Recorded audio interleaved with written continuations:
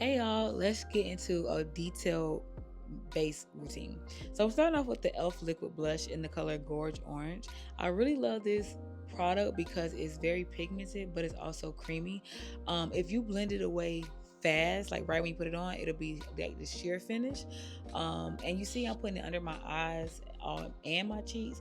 That's for two reasons. I'm also using this in Coming in Hot Pink um, to sit on top.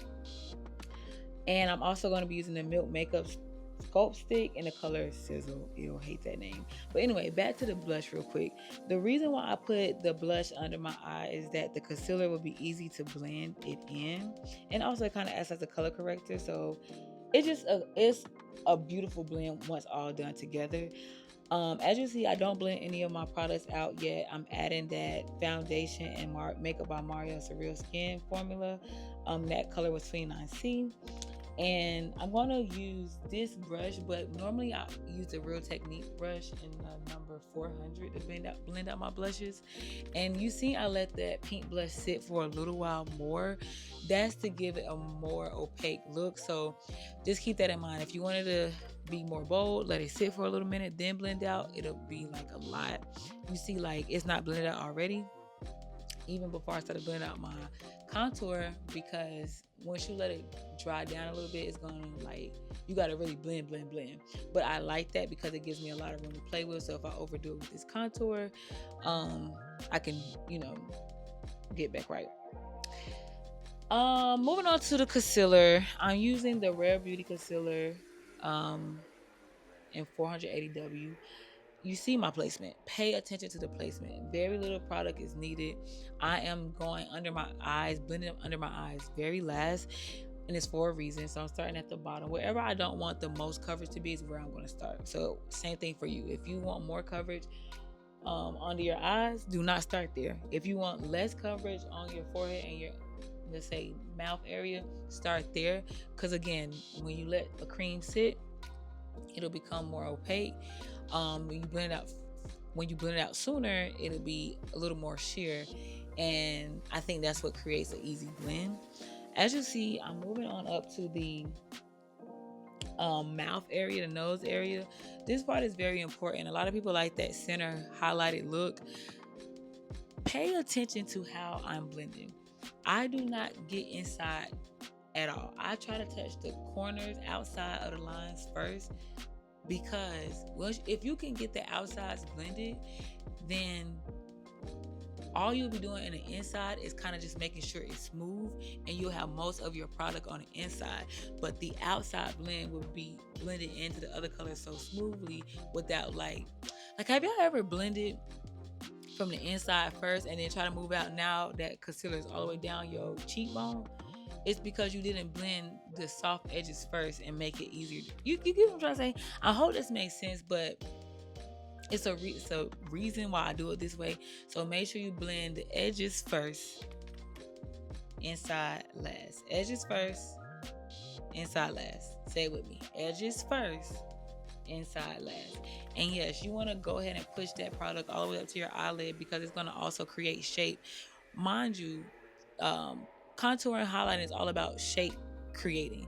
And so I'm not only just contouring with a contour, I'm also using the shape of my highlight shadow or shade to also create shadows as well.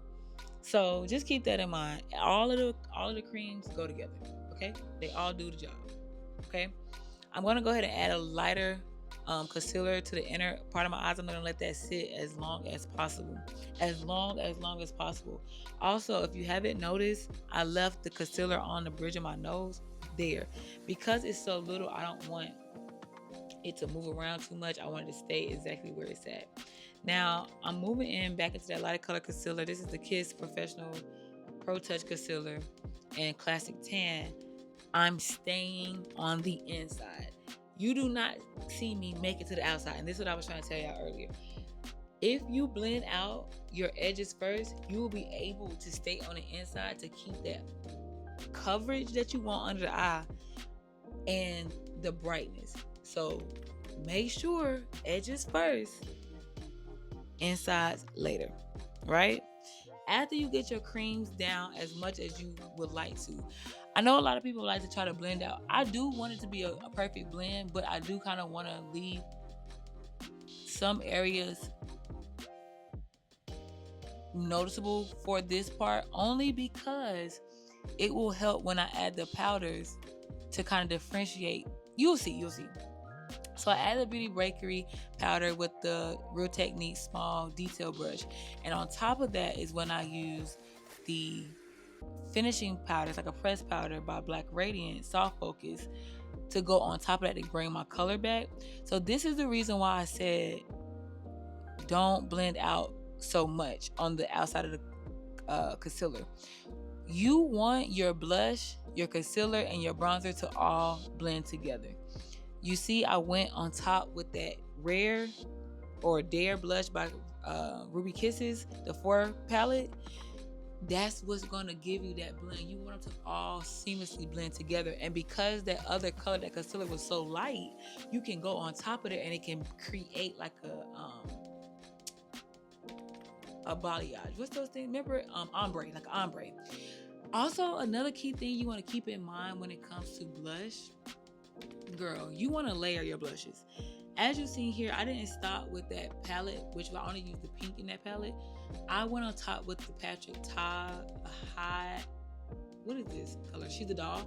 Oh my God, I love this formula. I gotta get some more Patrick Ties, but they $38. But I do think they are worth the price, baby. And I don't be thinking that high makeup. I'll be like, I can do it in drugstore, but no, that Patrick Tie is like that. And then you see, I went over the blush and the hollows on my face with the Fenty Beauty Sun Stalker bronzer and pigment. All right, so we need to set this all together. We need to let it melt together. So it's only one answer for this right now, because I do want to try.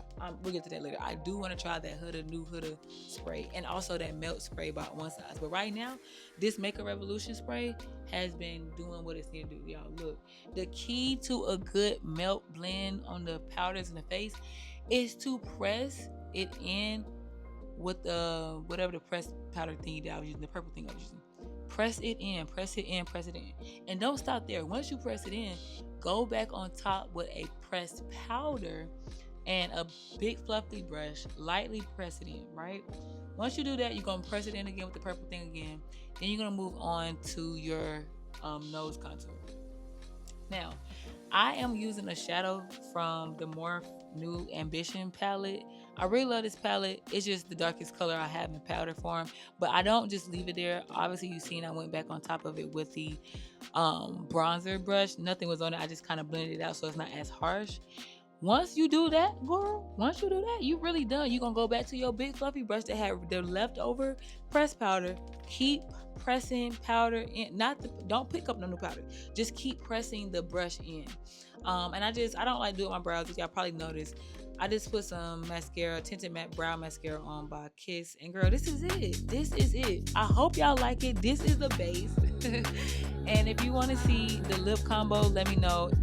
Matter of fact, it's going to be up next week. So I'll see you then. Subscribe.